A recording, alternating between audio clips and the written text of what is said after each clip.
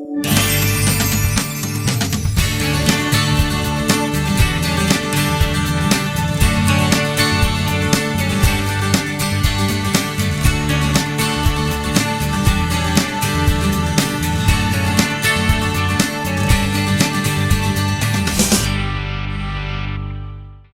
programa Memória da Odontologia Potiguar está hoje aqui com o professor José Valmir Guerra.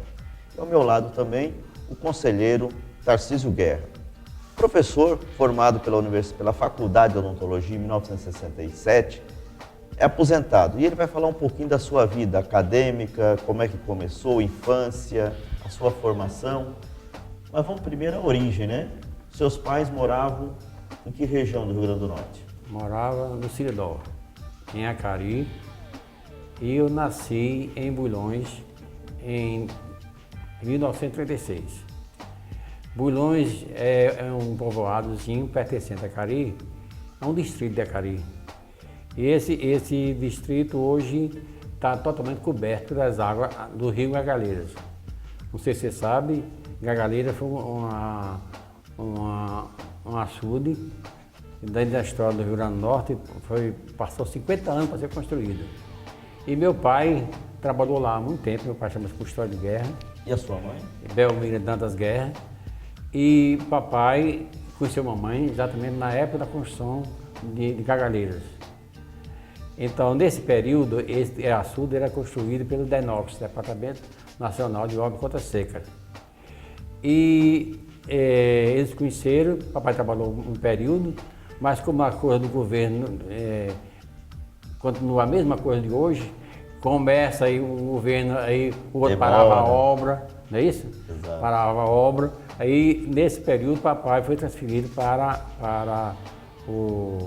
arranjou um emprego no Fomento Agrícola. Fomento Agrícola esse Fomento Agrícola é um órgão do governo, hoje não sei se chama ainda de Fomento Agrícola, acho que mudou de nome, não tenho certeza não. Mudou não. Então essa fazenda hoje, que era administrada pelo Fomento Agrícola, ele tratava na época cultivo de algodão mocó. Mas sua mãe parecia que queria levar o filho para outra região, né? Nós moramos lá nesse período 11 anos e mamãe tem uma visão em relação ao estudo. Então, achou que nós falou com o chefe papai para a gente ser transferido para Açu. O senhor foi com 11 anos para lá? Eu fui lá com 11 anos de idade, para Açu. Em Açu, passei de 47 a 1951. Também numa fazenda pertencente ao Fomento Agrícola. Quantos irmãos o senhor tinha nessa época? Eu tinha 8 irmãos. A família toda foi? Família.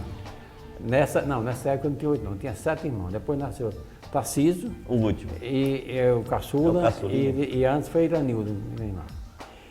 Então, nesse período, em Açu, eu continuei sem estudar na fazenda, ajudando meu pai na agricultura. Meus irmãos, foi para estudar em Açu na cidade, o outro resolveu ser seminarista para fugir da agricultura. Eu, como gostava muito da agricultura, fiquei trabalhando, né? Então isso atrasou meus estudos. Eles terminaram o ginasial em Açu e eu fiquei na fazenda sem estudar. Não passei daquela escola isolada, entendeu? Nesse período, até 51, também já tinha terminado o ginásio em Açu. Aí mamãe visando também os nossos estudos, uma melhora, então viemos para Natal, em 1951. Me lembro, fevereiro de 1951. Estudei, cheguei para Natal, semi-analfabeto, com o 3º ano da escola isolada. Meus irmãos, tudo ginasial, conseguiram bons empregos e eu fiquei sem ter condições de trabalhar. Tinha o quê, uns 17 anos? Eu tinha 15 anos. 15 anos. Foi 4 anos que eu morei em Açu, tinha 15 anos. Então eu fiquei sem trabalhar. Nesse período eu ficava mamãe tentando um emprego, outro, e não tinha condições de pagar meus estudos, entendeu? Eu já estava um rapazinho, tinha 15 anos, já me considerava um velho, por incrível que pareça, naquela época, quem tinha 15 anos e tinha deixado de estudar, era um velho, não ser analfabeto, eu fiquei lá esperando fazer o exame de admissão, o famoso exame de admissão. O exame de admissão, como você deve saber, ele é o vestibular de hoje. Para os mais jovens, né, que não sabem quando terminava o primário para entrar no ginasial. Era o ginásio de hoje. Então, para entrar no exame de admissão, tem que fazer um concurso, entendeu? Eu fiquei estudando numa escola São Vicente de Paula, na rua Vigário Bartolomeu, na cidade, mas era só à noite. De dia, tentava uma coisa, tentava outra. Minha mãe, nesse período, arranjou um emprego para mim no Alecrim, Casa da Louça no Alecrim. Eu fiquei trabalhando meu primeiro emprego comercial. Balconista? Balconista. Não era balconista, eu queria ser balconista. Eu tomava conta da limpeza, abria loja, essas coisas, né? E eu fiquei trabalhando, mas querendo vencer. E um certo dia eu cheguei, o gerente não gostava muito de mim, porque pelo meu trabalho eu primeiro a chegar, eu o último a sair, toda vez eu me esforcei, levei o trabalho a sério. O que aconteceu? O gerente botou lá uns cristais na prateleira e mandou eu tirar. Estava em falso, eu tirei e caiu todos. Quebrou tudo. Quebrou tudo. O que aconteceu? Encerrou a carreira de balconista? Aí o dono da loja chegou e me deu as contas. Daí eu fui para, isso tudo no ano de 1952, isso foi tudo no ano. Daí eu fui para Armazém Natal, fui ser também trabalhar como vendedor nessa época. Então eu vendi lá no Natal, naquela época, o açúcar, o feijão era embrulhado com papel, geralmente com jornal, e fazia aquele embrulho de Doutor, manual. A gente vai interromper agora essa sua vida no comércio para a gente, no próximo bloco, começar a falar um pouquinho da sua entrada na odontologia. Sim, certo. A gente vai para um comercial e voltamos logo.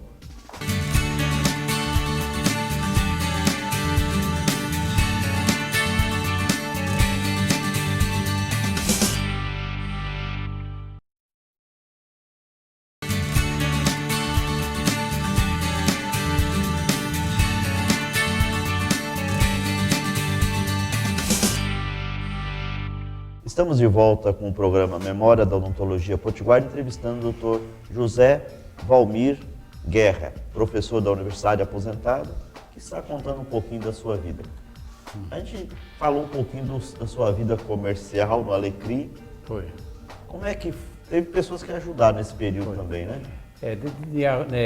Depois do meu sucesso como comercial no Alecrim, eu tive mais duas tentativas. Eu fui para o Armazém Natal e posterior para Coriano Medeiros, também todo o comércio. Também não teve sucesso. Aí eu fiquei desempregado e minha mãe era muito católica e tinha amizade com o pessoal da igreja e por esse intermédio ela conseguiu trabalhar no Serviço de Assistência Rural. Na época, doutor Eugênio Salles, né? Na época era padre Ele era padre de Araújo Salles. Ele era o diretor do Serviço de Assistência Rural. Ele tem uma obra muito social muito importante e eu fiquei trabalhando com ele, mas como contínuo. E continuava ainda com o terceiro ano da escola isolada. Um dia, tinha uma senhora que trabalhava com o padre, que era chefe lá do grupo, e ela perguntou por que eu não estudava. Eu tinha 15 anos e eu não estudei porque não estudava, porque eu sou velho, não dá mais para estudar, não tem inteligência, em outras palavras, sou burro. Ela disse, não, é inteiramente impossível isso, porque você faz as coisas aqui, aprende tão fácil, mas eu vou ajudá-lo. Aí venha todo dia, toda segunda-feira, todo dia da semana, de segunda a sexta-feira, ela vinha, olha as coisas como encontrar uma pessoa boa na vida, gente. Ela vinha, me dava aula um dia português, matemática, história, geografia, eram as matérias do exame de admissão, e eu fiquei estudando 6 meses direto com ela. E quando chegou no fim do ano, eu fiz a matrícula e passei em todos os colégios, Ginásio Natal, 7 de Setembro, Escola Técnica de Comércio e uma outra escola na Alecrim. Mas isso aí foi uma vitória grande para mim, porque antes eu estudava e fazia exame de admissão, fazia por fazer, e cheguei a fazer 11 exames de admissão, 11. Todo ano fazia em 3, 4 colégios diferentes. Entendeu? Então, Só depois dessa ajuda, o nome dela é Maria Lourdes Santos, entendeu? Era uma senhora de Caicó e ela foi muito importante na minha vida. Foi que me deu força para estudar. Acreditou no senhor? Acreditei. E eu, graças a ela, daí para lá, eu nunca mais deixei de estudar. E também nunca mais fui reprovado em nada. Nem na universidade, nem no vestibular, em nada. Fui reprovado. Tomou gosto pelos estudos? Tomei gosto pelos estudos, entendeu? O senhor quer falar da parte militar, da parte... Mas... Não, quando ele passou no exame de admissão, aí tem também o serviço militar obrigatório, nessa mesma época. Quando eu passei na admissão, então eu me matriculei, estudei até junho, aí junho fui ser militar. Aí perdi mais um ano, junho a junho, isso em 1954, 55. E eu terminei o serviço militar em 1955, em 56, 55 não, 56, eu fiquei desempregado. Mas voltei a estudar. Nessa época, no colégio, eu encontrei um rapaz, um colega de turma, que ele trabalhava em um laboratório de prótese. Eu perguntei o que era isso. Ele disse, um laboratório de prótese que faz dentadura. Que faz dentadura e explicando o que era. E ele trabalhava o laboratório do Dr. Clemente Galvão, né? Ficava onde? O senhor lembra? Ficava onde? Ficava ali na Gonçalves Lima. Eu sei até o número, 682. Entendeu? Ele era o laboratório, era Luiz Carlos Alves Galvão, irmão de Clemente Solon. Clemente era dentista e Solon também dentista, e o laboratório era dirigido por Luiz Carlos. O senhor estava com uns 20 anos, 20... Tinha deixado a aeronáutica, eu estava com 21 anos. Não. Então eu fiquei nesse laboratório trabalhando com a equipe chefiada por Nelson João da Silva, professor também da universidade, e eu fiquei nesse período até 1964. E os materiais que se usavam na época eram muito diferentes dos materiais? Materiais de hoje? Era interessante. Os laboratórios, na época, existia 2 laboratórios. Era o de Clemente Galvão, que era o laboratório Galvão, e o outro era de laboratório técnico Natal, o Severino Nunes. E hoje também tem um filho que é um excelente odontólogo hoje. É um rapaz muito inteligente. Tem uma filha também. Né? Tem uma filha também. Tem uma filha também, né? Dentista. Ele já faleceu. Então, na época existia o laboratório, o sucesso era próximo parcial removível, em cromo cobalto. Esse cromo cobalto era o laboratório Galvão, trabalhava com ticônio. Ticônio era um metal importado, vindo do americano, e depois surgiu outro da Arsenal, era Vitalio. Então o Severino ficou trabalhando com Vitalio e o laboratório do Galvão com Ticônio e o laboratório técnico Natal com Vitalio. Existia uma briga muito grande entre eles, entendeu? Qual era o melhor? Severino não dizia, o meu é Vitalio, né? O outro é Ticônio, mas Ticônio é mais importante, é bem mais caro as peças, sabe? E ficou essa guerra no laboratório muito tempo, essa concorrência, né? Mas era só uma concorrência comercial. Os dois se davam bem, né? Se davam bem, não tinha problema nenhum, não. Como é que era Natal nessa época, assim, em termos de atendimento odontológico? Tinham poucos dentistas com consultório, tinha. Né? Eu sou capaz de dizer o nome de dentista todinho na época. É o seguinte, Quando eu fui, um negócio que eu esqueci, quando eu vim trabalhar no laboratório do Alvão, entendeu? No meu primeiro dia de trabalho, eu vim por quê? Porque Benevides, meu colega, a mãe dele foi para Fortaleza e eu trabalhava à noite, ajudava à noite, ele fazia as próteses. E o que aconteceu? Quando ele saiu, Nelson me convidou para eu ficar no lugar de Benevides. E no meu primeiro dia de trabalho, eu fui entregar uma peça ao Dr. Ibernon Senna, entendeu? Era um casal, era o Dr. Ibernon Senna e Liege Senna. Então eu fui entregar essa peça no meu primeiro dia de trabalho. O que ocorreu? Quando eu desci, isso era na Amaro Mesquita, é o prédio mais alto de Natal. E hoje está lá, são 4 andares, Amaro Mesquita. Esse é aquele caso que o senhor acabou preso? Então foi. A gente vai contar depois do intervalo, nós vamos contar essa história que é muito interessante.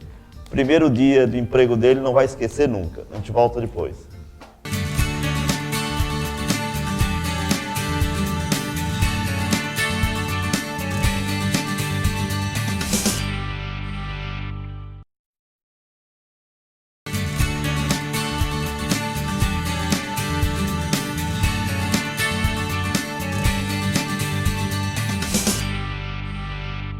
Voltamos com o programa Memória da Odontologia Potiguar com o Dr. José Valmir Guerra, professor da Universidade aposentado, que está lembrando de alguns casos da sua vida pessoal e acadêmica. E quando entrou no setor de prótese, tem um caso muito interessante. Continuando aquela história, o senhor foi fazer a primeira entrega, o que aconteceu? Eu fui entregar fiz a primeira entrega, isso no primeiro dia de trabalho. Isso é mais ou menos, era 11 horas. De lá eu ia almoçar e voltava às 2 horas da tarde. O que ocorreu? Quando entreguei a peça do Dr. Ibernon, que desci o elevador do Amaro Mesquita, então chegou Amaro Mesquita, para os mais novos, era um edifício... É edifício Amaro Mesquita, ali Fica na João Pessoa com a Rio Branco. João Pessoa com a Rio em Branco. frente ali o edifício do Cal, aquele hotel do Cal. Então, quando eu desci o elevador, sozinho na época, assim, eu tinha às 11 horas aproximadamente, então veio um investigador com a tintureira. Sabe o que é tintureira? Vocês aí sabem o que é tintureira, não? O pessoal não lembra não, daquela época. época. Não é dessa época não. Tintureira é o camburão de hoje, que bota preso. Patrulha. Então chegou o investigador e disse, um rapaz moreno, franzino, moreno, meio, não tinha muita presença, ele chegou assim, foi esse. Eu olhei assim, foi esse. Aí ele disse assim, eu olhei assim, aí o cara está preso, o investigador, sabe? Está preso. Foi o que eu fiz, lá na delegacia você vai dizer o que você fez. Aí não teve conversa. Cheguei no grande ponto, quando o cabo é preso assim, logo no grande ponto, aí é aquela turma... Todo mundo já sabia, já deu notícia da prisão. A sorte que não tem o celular de hoje, então tinha um bocado... Se tivesse Twitter, então, um bocado de radiografia. Se tivesse Twitter também. De fotografia, né? Então, me prenderam e me levaram a chegar na segunda delegacia da Cidade Alta, ali, vinha a Igreja do Galo, e me prenderam. Mário Cabral era o capitão na época, era o encarregado da delegacia, e quando ele ia almoçar, ele disse, Marcelo, eu falo com você. E eu fiquei lá jogado. Esperando. Deu 2 horas, 3 horas, 4 horas, 5 horas, nada. E eu preocupado com o meu primeiro emprego, porque eu fui receber o dinheiro, e recebi. Tinha recebido o dinheiro. E não voltou? Não voltei, entendeu? Aí o que ocorreu? Nós ficamos na delegacia mais ou menos até 2 horas da madrugada, da manhã. Então chegou um rapaz que entregava carvão naquela época, não tinha gás ainda, entendeu? Ele entregava carvão lá em casa e tomava se embriagava, e quando se embriagava tinha mania de ir para o distrito, ia dormir lá. E quando chegou lá, aquele falando muito alto, eu reconheci. Reconheceu a voz. Aí eu chamei, seu José, eu sou por aqui, ele disse, filho do Nabelmiro aqui, seu Custódio. Né? Aí me prendeu. Aí ele disse, vai lá em casa, avisa que eu estou preso aqui. Mas nem sabia a acusação. Não sabia. O Mário Cabral tinha voltado, o capitão Mário Cabral tinha voltado do cinema, tinha uma livro cinema, tinha voltado do cinema e disse, fui dizer que não fez nada, entendeu? Aí ele também não me escutou, não levou a sério, entendeu? Amanhã eu falo. Só foi sair no dia seguinte. E foi no dia seguinte. Mas quando o Cavaleiro chegou lá em casa, deu recado e nós ficamos. Imediatamente mamãe e papai agiu. Procurou ajuda. Foi facílimo. Por quê? Porque tinha Vera Saldanha, que era um deputado, e irmão Luciano Saldanha, que era o comandante da polícia, e ele telefonou para o irmão dizendo que tinha um eleitor dele, um filho do eleitor dele preso, e mandar soltar logo. E imediatamente veio a ordem de soltar. E Mário Cabral não gostou disso. Entendeu? E não deixar o senhor preso, né? Nem me ouviu nem nada, não gostou de nada. Ele disse, soltou mas amanhã 8 horas aqui, 8 para 9 horas. E eu voltei, quando cheguei de manhã, quer dizer, ele de manhã às 9 horas, então nessa altura a mamãe tinha falado com o Dom Eugênio, o padre Eugênio da Salles, o papai tinha falado com o chefe. Falar com as autoridades veio o deputado, veio todo mundo, né? Soltaram o senhor. Aí o cara, Mário Cabral, vou provar que esse rapaz é culpado. É culpado. Insistiu, né? Insistiu, mas não adiantou. Entendeu? Aí quando ele falou assim, aí o cara olhou assim para mim e disse, perdão. O que acusou? Ele me acusou. Não foi ele não. Passou uma noite no xadrez na época. Não foi ele não, entendeu? E meu irmão, o mais velho Valdo, imediatamente deu um murro no cara. Deu um murro no cara. E quem ia ser preso era ele, né? Mas aí depois voltou normalmente pro laboratório, trabalhou. No dia seguinte, fui justificar a Nelson e Dr. Clemente, o motivo porque eu faltei, e eles entenderam. E depois, o doutor Tarcísio, acho que você lembra, o senhor acabou ficando com o laboratório, né? Como é que foi essa passagem na sua vida?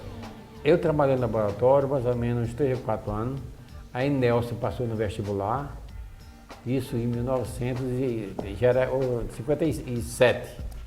Ele entrou na universidade e eu fiquei trabalhando no laboratório, eu, Nelson, Givaldo, Braulino, Givaldo, Mandel Manga Rosa, tinha Oswaldo, chamava Bazuca, era uma equipe boa, todo mundo amigo, então nós ficamos trabalhando.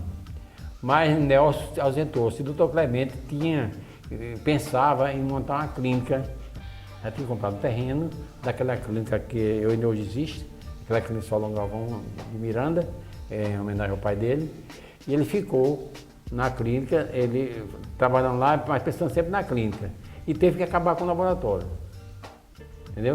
Givaldo tinha saído, não sei se foi para Pernambuco, Recife, uma coisa assim, tinha saído, tinha voltado. E nós eu fiquei trabalhando, eu, Braulino e mais outros. E ele vendeu o laboratório. E eu fui quem adquiriu, comprei o laboratório. A mãe fez um empréstimo no Banco do Rio Grande do Norte e eu comprei o laboratório. Entrei no laboratório com 5 varredores, um rapaz. Tomou gosto pela... Terminei como dono. Tomou gosto já nesse período já dominava bem. Então, daí foi o primeiro passo para a universidade, entrar na universidade. Então no próximo bloco nós vamos voltar e vamos começar com a vida acadêmica do Dr. Guerra.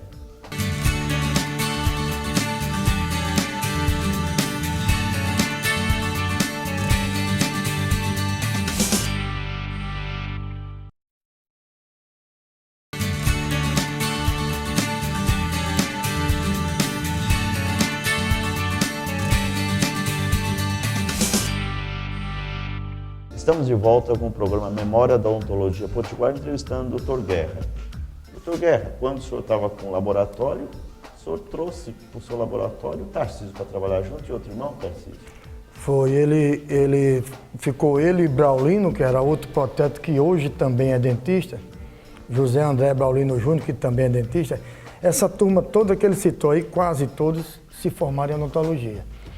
E eles dois é que eram os técnicos. Ele levou eu e mais 2 irmãos, uma irmã e outro irmão. O irmão até hoje é protético e a irmã é falecida enveredou por outro caminho e eu também continuei nisso aí. Eu entrei nessa história a partir daí, na história dele. Vamos começar um pouquinho então da vida universitária. Foi em 67 que o senhor... Foi. Depois, 64 entrou? Exatamente. Depois que eu adquiri o laboratório, eu comecei a conviver com o dentista e houve uma motivação para fazer o vestibular. Quantos anos? Em 1964. O senhor estava com 23 anos? Eu estava com 26 anos. Nunca é tarde para se iniciar uma ia universidade. começar 27 anos. E nunca é tarde para se iniciar uma exatamente. universidade. Você aprova. Então, eu nesse período, em 1964, eu me afastei do laboratório. Aí ficou entregue, entendeu? A turma, como o Tarcísio falou agora. Eu tinha 2 técnicos e Tarcísio mais uma das minhas irmãs. Então eu fiquei sempre fugindo das minhas atividades universitárias para o laboratório. E nem dava conta nem de um nem de outro. É aquela história. Essa entrada na universidade tem um fator interessante. Isso aconteceu em 1964, quando o Jean Goulart estava deixando o governo. Na Revolução. Militar. Bem perto da Revolução. Então, se fala hoje muito que Lula, Lula quer abrir a universidade para o pobre. Entendeu? Mas o povo esquece muito das coisas. Então foi Jean Goulart, porque você vê na época na universidade, tinha vestibular para 10 dentistas, 10 médicos na universidade, não, entendeu? Só tinha medicina, odontologia, farmácia. Quando tinha muitas, acho que farmácia tinha 12, entrava 12 profissionais. Então o que é que Jean fez? Tinha um ministro chamado Sabaquim. Então esse ministro abriram as portas da universidade. Colocar mais estudantes. Então, né? mais estudante. De 10 ele passou para 30. Certo? E dizia que os próprios diretores, professores, criticavam muito porque ia haver muitos profissionais. Naquela época já se falava isso. Muitos profissionais, né? 30. Aí o que ele fez? Ele criou mais uma turma à noite, para aquele que trabalhava. E o senhor entrou nessa... E eu entrei na noite. Eu tinha feito vestibular, eu tinha sido 33º colocado, então fui o 3º da segunda turma. Olha, o que aconteceu?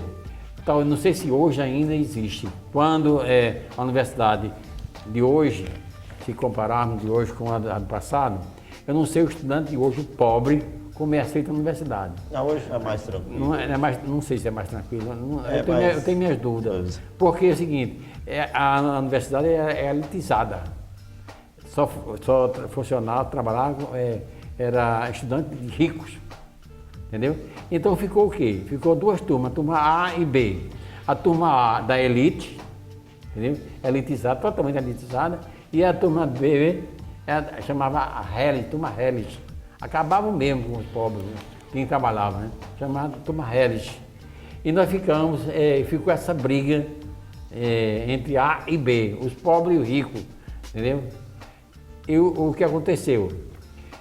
A universidade fez um movimento que queria que todos os professores, entendeu? Ganhassem extra, já que ensinar à noite. Aí o governo não quis pagar e uniu as 2 turmas. Então minha turma, que era para ser 10 ou 12 alunos, passou a ser 60 alunos. E foi a maior turma da universidade, na época de odontologia, 60 alunos. E hoje continua com 100, mas 50 e 50. Não sei se ele modificou alguma coisa. Mas essa turma aí tinha um apelido, não tinha? Tinha. É a turma Sabaquim. Pelo e por ministro incrível que pareça, essa turma que entrou por último, dentro da minha turma, nós temos a universidade, chegou a ensinar eu, Givaldo, Inês, 2 Inês, tem Inêsinha e outra Inês, não sei o nome dela direitinho, são 2 Inês que tinha, e tinha mais doutor Vicente de Paula e tinha mais um outro colega. Chico Barro. Então, essa turma, ela... É mais. Deu quase tudo da turma San Aquino, passou a ensinar na universidade. Quando o senhor entrou na Federal como professor foi em 1970.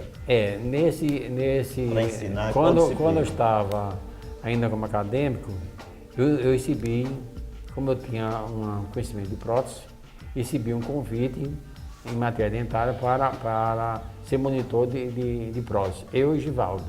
Onde eu estava, Givaldo estava. Realmente nós dois São amigos, né? Nós somos muito amigos, graças a Deus. Então, na Givaldo, a gente trabalhava, eu ficava na prótese, continuou de matéria dentária, pagando a disciplina de prótese, eu continuei também. E depois eu fui para prótese, traumatologia, bucomaxilofacial. Que tem a prótese, que é a diferença entre prótese, traumatologia, bucomaxilofacial é uma coisa. E cirurgia bucomaxilofacial é outra. O senhor fez a especialização de buco em Porto Alegre também? Eu fiz a especialização em 1973, de bucomaxilofacial. Lá parece também tinha uma diferença entre o pessoal da PUC, o pessoal da Federal. Sim. Como é que foi essa história lá? Essa é o seguinte, naquela época não existia o curso de mestrado, no Brasil quase não existia, entendeu? Em Porto Alegre estava criando o curso de mestrado. Então existia a PUC, que era chefiada por um ex-aluno do professor Dr. Gaspar Soares Brandão, da Universidade Federal. Ele era uma universidade nova, particular, como hoje aqui tem a Universidade Federal e tem a UNP, não é isso? Certo. Então ficou uma guerra entre os dois, as duas cirurgias. Uma Dr. Wagner Monte e a outra era Gaspar Soares Brandão. E eles criavam, recebia aluno para graduação a nível de mestrado. Ou a nível de mestrado não, a nível para especialização. Mas o curso, como isso que é o curso de mestrado, é a especialização a nível de mestrado. Quando fosse reconhecido o curso de mestrado, eles pagavam mais 2 ou 3 disciplinas e a pessoa saía mestre. Então, nesse período,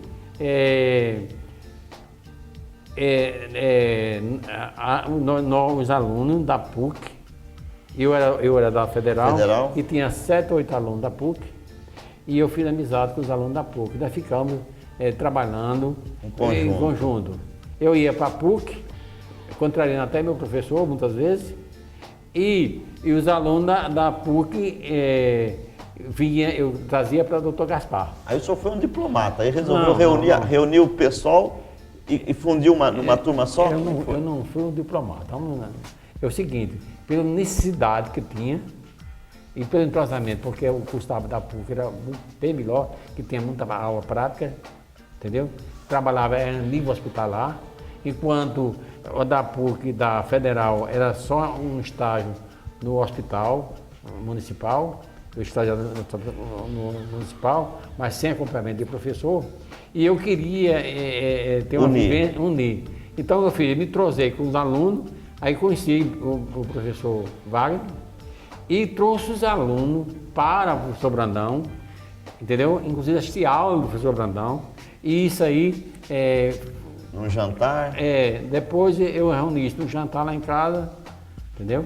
Reuni a turma e convidei 2 professores e eles fizeram amizade, daí surgiu o reconhecimento do curso de mestrado. Então, no próximo bloco a gente vai falar um pouquinho então do seu retorno para Natal, depois do curso de buco em Porto Alegre, aí começa a sua vida acadêmica como no setor de cirurgia da universidade, é isso? Mas depois eu queria falar também um pouquinho sobre a minha vida profissional. Ok, depois no próximo bloco então a gente vai falar um pouquinho da vida profissional e também da vida acadêmica já como buco.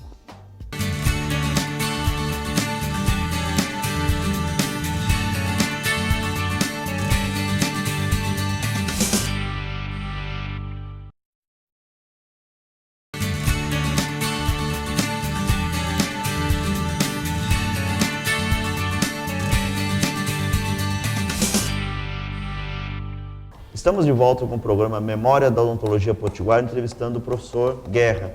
Professor, o doutor Tarcísio também quer lembrar um pouquinho da parte de cirurgião dentista. Você queria fazer uma pergunta? Se você ver a história, se você for analisar a história, Sempre são etapas. Ele vai cumprindo uma etapa em cima de etapa e sempre se destacando nessas etapas. Quando ele voltou com o mestrado De de Porto Alegre, aqui em Natal não tinha o serviço de bucomaxilofacial a nível hospitalar, pelo menos no serviço público que eu saiba não, ou tinha. Tinha não. Antes eu queria O fazer senhor criou. Eu queria fazer uma correção. Não é mestrado, era especialização. É mestrado. Curso de especialização. Especialização, Naquela época não tinha mestrado ainda. Mestrado foi criado depois, né? Depois, 3 ou 4 anos depois foi reconhecido em Porto Alegre com o mestrado. Eu cheguei de Porto Alegre e quando cheguei aqui, fui trabalhar na disciplina. Quando a gente chega assim, meio com uma certa bagagem, doido para fazer muitas coisas, não é isso? Experiência, né? E Lenilson já tinha terminado o curso antes de mim, um ano antes. E eu me uni, ele tinha feito um trabalho muito bom no Hospital das Clínicas, entendeu? Tinha um colega lá, dentista, chamado Canindé, e esse colega começou a fazer atendimento de urgência lá. E Lenilson se entrosou lá no Hospital das Clínicas, com esse colega, e começou Que é hoje o hospital Onofre Lopes. E começou aí ele passou um ano fazendo um trabalho, mais ou menos assim, de atendimento de urgência. Quando eu cheguei, entendeu? Então houve uma soma, o meu trabalho. E Lenilson, eu passei da plantão e com Lenilson. E durante o dia, Canindé fazia pequenos atendimentos de urgência. Então, foi na época que houve um problema político foi a inauguração, chegou a inauguração do Alfredo Gugel, nessa época. Então, nós passamos, a universidade passou a reconhecer todos os profissionais do Alfredo Gugel como professor, ou como técnico, entendeu? Então contratou quase todo mundo, sem concurso, sem nada. Então ficou, isso foi um lado político na época, né? E ficou todo mundo trabalhando para a universidade. Então, o hospital era do Estado, mas a equipe toda era da universidade. Federal. Mas como havia uma irregularidade muito grande nisso, o que ocorreu? Com 6 meses depois, esse convênio foi desfeito e todo mundo voltou. Quem era estadual passou a ser estadual e quem era federal continuou federal. Então, nesse período, nós trouxemos do Hospital das Clínicas para o Alfredo Gugel, entendeu? Esse atendimento de urgência nós fazíamos e daí surgiu o atendimento do Hospital Alfredo Gugel. Hoje ainda funciona muito bem, com 23 profissionais. Certo, mas na época era você e mais quem? Era eu e Lenilson. Mas nesse período também aconteceu, por causa de política também, acabou-se, a universidade não atendia mais. Então nós conseguimos a disciplina de cirurgia, o departamento de cirurgia nós conseguimos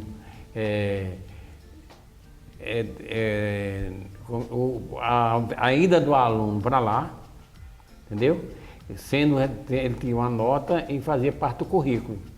E daí ficou eu, Neto, Sebastião e Lenilson. Nós 4 trabalhamos muitos anos assim, só nós 4, sem ganhar nada. Tem um fato aí que o senhor teve uma iniciativa para levar a odontologia para o setor rural. Como é que é? Houve até um agradecimento? Conta um pouquinho essa história. Isso foi o seguinte, o Fundo Rural foi criado na época da Revolução. Então havia um movimento do trabalhista, não, um movimento do homem do campo. As ligas. Entendeu? As ligas camponesas. Então a Revolução tinha muito medo de um levante assim, na época Fidel Castro estava no auge, um levante comunista assim, nesse período. Então o governo criou o Fundo de Assistência Rural, entendeu? Fundo Rural. Então o que aconteceu? Ele dava ao sindicato, entendeu? Médico e dentista. E essa parte de dentista ficou a meu cargo.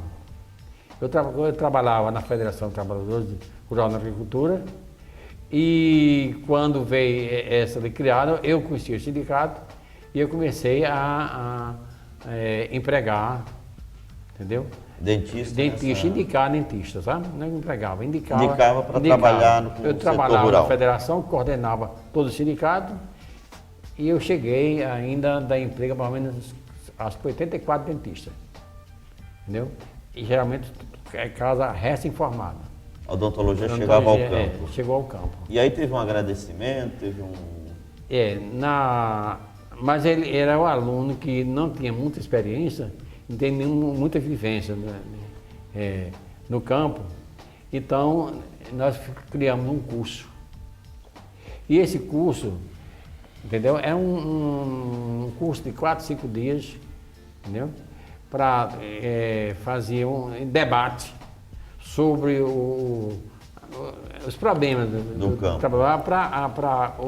Para que o dentista familiarizasse mais com... Tivesse mais com informação campo. sobre o campo, né? Sair da universidade sem conhecimento. Conhecimento. Então, esse curso não era reconhecido pela universidade, porque a universidade era muito elitista, entendeu? E ela na época ele era, então ele não era reconhecido e eu fiquei, deram apenas o consentimento de usar o nome da Faculdade de Odontologia, né, para dar esse curso. Esse curso foi montado por mim, Oscar Leôncio de Castro e Aldemir de Albuquerque, também um grande professor na universidade. Então esse curso foi montado e com o aval do Dr. Lônio Amorim Garcia, que era o diretor na época, e nós começamos a dar o curso. Quer dizer, fazer o convite, mas tinha um problema aonde ia dar o curso. Em que local? A universidade não foi bem aceita lá pelos professores. Então, eu falei com o diretor do SESC, Senac, lá ali na Junqueira Aires, ele me cedeu uma sala e eu divulguei toda a programação.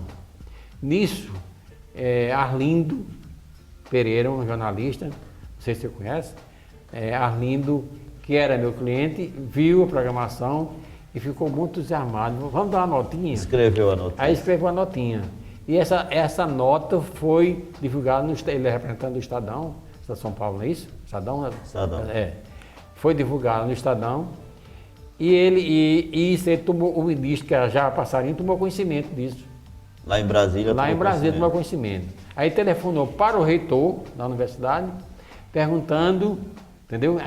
Sobre aquele curso, entendeu? Achou interessante, muito bom, esse entrosamento com os sindicatos, sabe? E o reitor aqui não sabia de nada, telefonou para quem? Para o diretor, que é o doutor Lon Garcia. Doutor Lon Garcia, o reitor disse, Odilon, como é que se faz um curso desse, um negócio importante para o Ministério, entendeu? Que o ministro estava passando, estava tomando conhecimento, e você não me diz nada. Aí, doutor, que curso? Nem ele sabia do curso. Nem ele sabia do curso. Eu não gostava de fazer as coisas sem... Não se lembrava. Sem divulgar. Não se lembrava. Então, apenas, mas nunca pensou ter essa repercussão grande como teve. E daí surgiu a abertura do curso, foi aberta ali na Salgado Filho, ali onde é hoje o negócio da Marinha, né? Certo. Era ali a reitoria. Foi aberta ali, a solenidade, com o ministro, com o representante do ministro, com tudo. Entendeu? No próximo bloco a gente vai falar um pouco das suas realizações como cirurgião dentista.